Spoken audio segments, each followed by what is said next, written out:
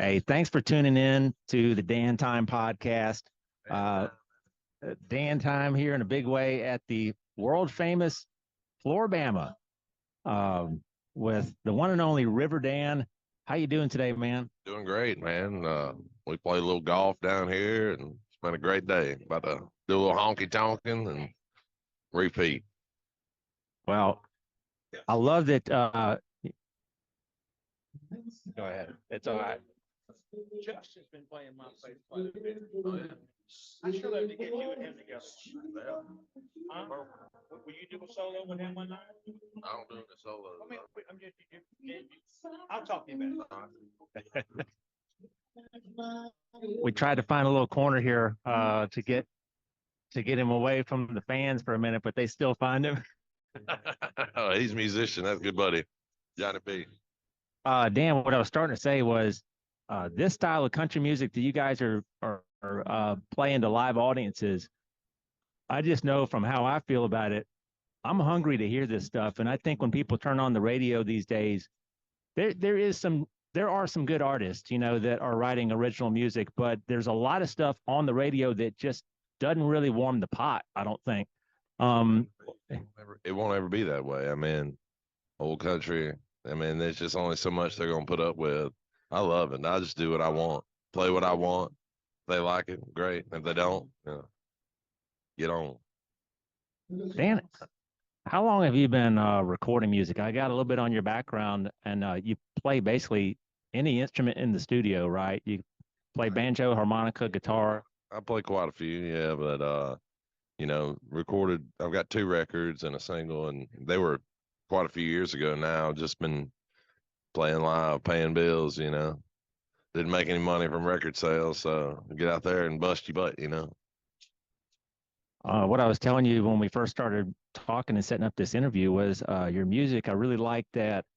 It's a lot more about the feel of the song, and even songs like Pulpwood. I really like that one because it's just a steady bass drum. I love that bass drum sound in Pulpwood.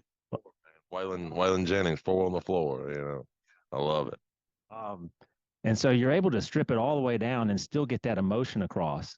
And I just the lyrics, the way that you deliver them, and that song especially, it tells a story about a guy that he's up before everybody else in the house. He gets him some grits, and you don't see him until probably the sun comes down. Man, there's a lot of pulp wars love that song. I mean, understandably, but it's just funny. I didn't know the subculture really when I wrote it. Me, an old guy down in Troy, Alabama, wrote it, and it took shape, and it's funny. And so that's off the 2018 record Baby Blue. Is saying that right? Baby Blues. I'm sorry. I was telling you in the elevator ride up here, Dan. Both your albums, Substance Abuse and A Woman on the Loose. First of all, I love the title, but it's, as they say, all killer, no filler. From start to finish, folks, you could put on any one of these records, just A or B. Pick the later one, pick the earlier one, and go for a drive. Next time you're heading somewhere that's an hour away or whatever. Once you get started, you're not really going to want to put on another playlist or a song. How did it come together? Because there's really not, like I said, there's not any dead weight on those records. Practice.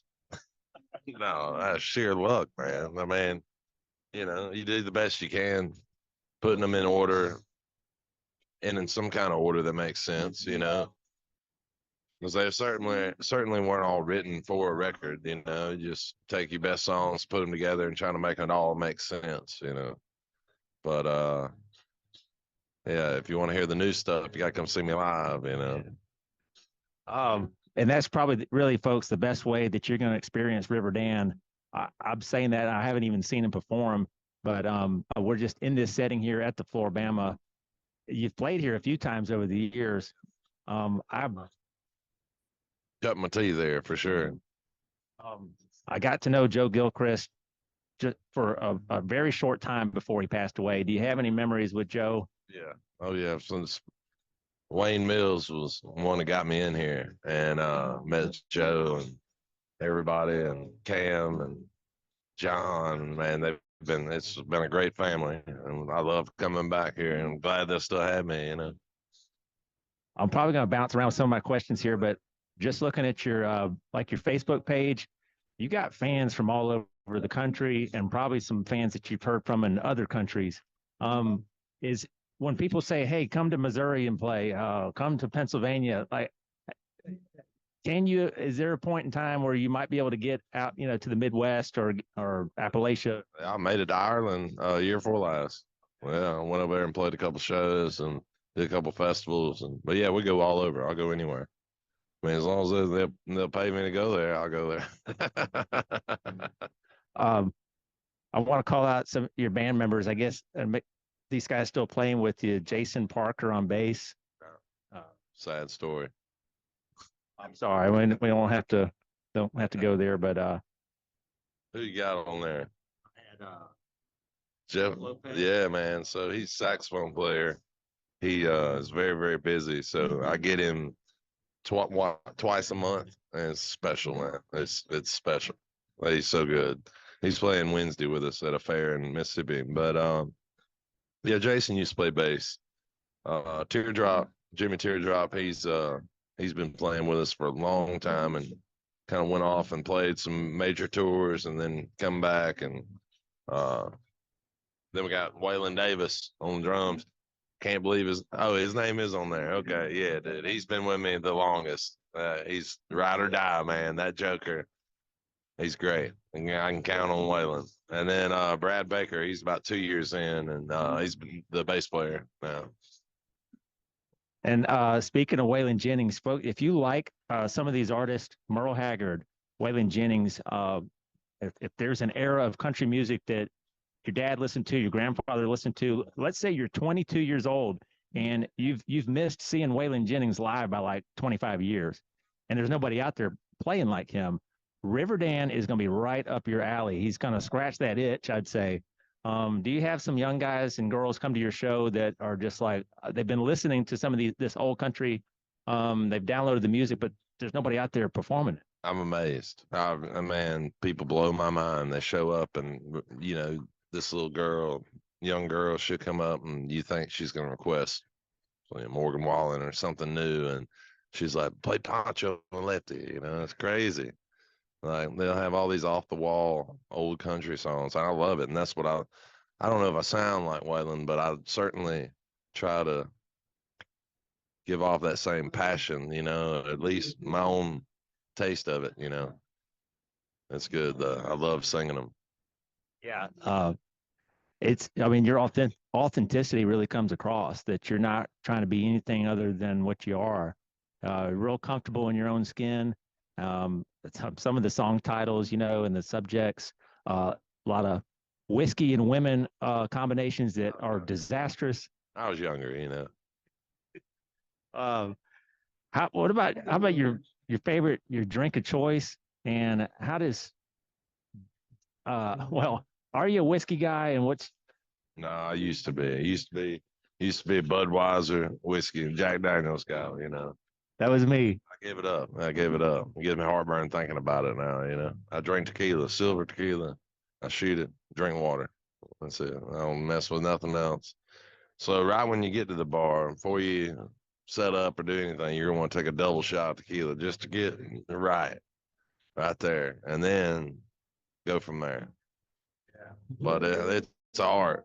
There's art to drinking and singing. You got to get just right with that passion, the passion that you would bring, the only passion you can bring when you're drinking. It's that much more. I don't know, maybe because you don't care. I don't know. But something about it, I don't know. I got a sweet spot. I know how to get there. It's a delicate balance. It really is. Man, I'm in the bar light here, it's hard to see some of my notes, but I tried to listen to some of the lyrics here and make some notes here. Cowboy music. I love the story that you're telling there. Oh my gosh. Jimmy Teardrop wrote that. Me and Jimmy Teardrop wrote that, and he brought a lot to that. The story, how that song goes, is I wrote a song thinking about, and I didn't even have a son at the time, but I wrote that song thinking about what my kids might think about me after I'm gone, you know, what they might remember about me. And my dad was a lineman, you know, and so I didn't have that to go off of. I just went off my own life. And then Jimmy's dad was a blues player out of Mobile, Luther Womble. Played with Gatemouth Brown. Yeah, good picker, man. And so he had a father that was a musician, full-time musician. So he knows the story. Knew how it went. He added that little bit to it, man. It was perfect. Love how it came out. Mama put them kids to bed. Daddy's going to play some cowboy music. Yes, Um, love some of these songs, some of these deep tracks too. I don't know if Umbrella Song comes out too much in the live set, but that's one where I got to the end of the album or close to it, and man, that one really whoops your butt. Like when you're halfway in, you don't even know what's coming, and then that guitar solo, I guess, and we like to rock out a little bit too, you know. I mean, I love old country, but I love to just get down and dirty on it too, you know. And then it comes out in our live stuff. We do a lot of, we'll do Waylon Jennings and we'll do some original stuff. We'll do some Johnny Paycheck and then jump into some Grateful Dead and some Widespread Panic and then jump into Merle Haggard. And, you know, it's all over the place, but I love it. I just play what I love, you know. Dan, I was really impressed. Just going back on the uh, Waylon Wednesday segment that you done for a number of years. I'm like, man, I don't know if there's a song that he can't play out of that catalog. And you know, people forget that Waylon had like the 1960s albums, then the 70s, and then and of course there were the 80s records too. So many songs. I mean, I didn't give it up because I ran out of songs. I give it up because I have kids, and you can look. About the time I had my first kid, that's when it died off, you know. But I need to at least repost them or try to do some new ones. You know, time is a very precious thing with a 3-year-old and a 1-year-old. I was going to ask you about that, being a music man and having little babies, because I've got a 3-year-old and a 2-year-old and a 6-year-old, and like you said, there's certain things you got to slow down, and like you said, those little moments in time, they just float away, and you can either be there or not be there. So, tell me about your kids and the special bond you have with your children. Oh man, it's great. You know, I'm not gone every weekend, so but sometimes I am, and it's good to have a break, you know. But man, it's great. We live on a big farm, and we just play all day. Go down to the creek, ride around, whatever, you know. Just living it up, man. Life's so good. I love it. When I'm at home, nothing to do but hang out with my kids. It's perfect. Perfect balance, you know. Yeah, I bet they're ready to just climb all over you when you're home, right? They're pretty happy to see you. Oh, it's great. It's, And y'all, we're sitting down. I'm 6'5". I think Dan's probably 6'7". 6'6". But no, I'm glad to hear you got that part of your life. And your dog is that you have a dog named Waylon? Yeah, I do. I gotta distinguish between the two. I say, Waylon, the dog, not the drummer. You know. I know we're running a little short on time here, but obviously Waylon's an influence. Do you have some other artists that people don't know about that really are a part of your sound, or how you? Just who I like. I love Grateful Dead. I've always been a fan. Always loved old country and kind of jam band music. Not a whole bunch of it. You know, I like Widespread a lot, but I like Jimmy Herring more. And when he started playing with him, so that took a big influence on me. But a lot of bluegrass. You know, I love bluegrass music. You know, that's kind of what I started playing really on banjo. You know, and I don't know. There's a lot that I love. There's a lot that I really dislike also, but we won't get into all that. Do you talk to any people, any power players in Nashville, and just pick their or ask them, you know, what's the deal? Why can't we get more? Even if it's not me, how come we can't have more of this on the radio? Are there people who shoot you straight on that? I don't know the answer, but I just know that it's got to be young kids. I hate to blame it on y'all, but you know, a bunch of 20-year-olds. That's honestly probably the issue. I mean, they love it. sells records. That's what they're going to put on the radio. That's what country music is now, because that's what the majority of the kids want, and that's who's buying or streaming, not buying records, but streaming and watching videos and sharing and all that. It's the rat race has become much more difficult, and especially to someone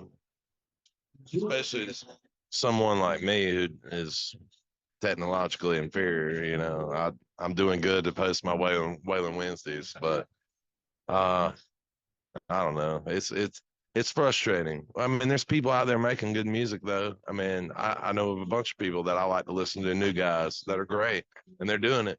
Are they getting any kind of really? I mean, they have support, I guess, but can it go to the next level? We're all making a living, but can it get easier?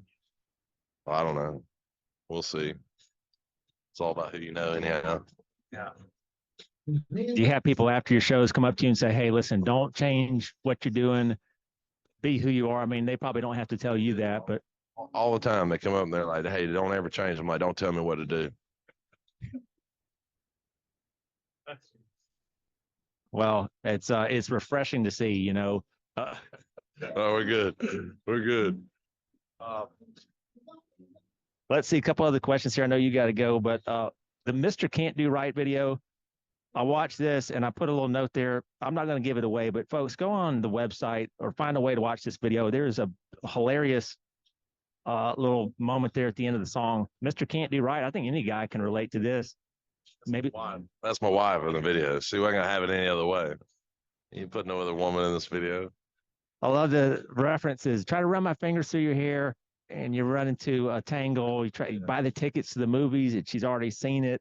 You can't do anything right. That's just a little stuff. Flowers like die the next day, boy. I swear. That's true. That's true song I ever wrote. It probably will be that way too. I don't know that I could write anything that suits me right down to the bone more than that. And my wife would agree. Dan, I so appreciate your time today. Couple other tracks I want to point out: Fast Truck, All the Time is the one that kicks off the Substance Abuse and Woman on the Loose record. That's the one. If you start with that album, you're not going to want to. You'll finish that one before you listen to anything else. Trust me on that. The way the song starts out. But I love Fast Truck. 2 weeks speaking about kids or family missing people. 2 weeks on the road. Too damn long. Feels like a year since I've been home. If I can make it to one more show, I mean, musicians love being out there performing, but they do want to get home sometimes. You gotta perform, man. You gotta get through it. No matter how you feel. You gotta put on a smile, get out there and can I say ass on here? Yeah. You gotta kick ass. You gotta go out there and kick some ass. Well, you're doing it, man. And any August dates that you can announce yet? I couldn't tell you. I have no idea. I know that the first we're in Ohio at the Pike County Fair, and then we got another show in Ohio, and then we're heading back down south to Alabama. So I don't really know. I just take it one week at a time, man. That's all. It's the best I can do is keep up with it and look at it and move on. River Dan, man, this has been a pleasure. Hope we can do it again sometime. And we got more Dan things to talk about for sure. Before I wrap up, maybe 30 seconds on this, and I'm the worst. My show is called Dan Time, and I do this constantly. I forget to ask my guests, what's your Dan story? How do you like being a Dan? I like it. I'm actually a Daniel, but Dan's good. It suits me. It's fine. The River Dan's old nickname, and to be honest, there was 3 other musicians with my name, so I had to pick something else. So River Dan it is. Does your wife call you Daniel? She calls me Dan. Yeah. Or asshole. Can't get away. I mean, you spend enough time with your wife, or spend enough time with your husband or whatever. You're gonna do something wrong. You're gonna make them mad, piss them off, and it's fine. Well, we're gonna make it. Everybody will make it through it. It's fine. She's probably happy to see you get back on the road sometimes. Exactly. See, it's a good balance. About the time she's ready for me to leave, I'm ready to go too. All right. Well, you guys have a great show tonight. And thanks for being here on Dan Time. Love to have you back. And can't wait to hear some new music from River Dan. All right, buddy. Thank you so much. All right. Y'all have a great rest of the week. Go out there and try something new. Walk through your fears, whatever it is. Umbrella song. That's what I wanted to kind of close on is you talk about man, I can barely read now. My eyes are terrible, Dan. I'm getting older. That's the neons. That's the neon lights. Well, you better get yourself a new umbrella. Every now and then the rain's going to come. Everybody's scared to death of living. I still find that to be true. You sing the last part. Oh, I ain't the kind of tuck tail and run. Yeah. So, folks, get out there, challenge yourselves, go have fun, go do something that you really want to do, branch out from your friends, and go have some fun with yourself. Thanks for listening to Dan Time, and we'll see you next Sunday. Roll Tide. Roll Tide. Oh, I love to hear that.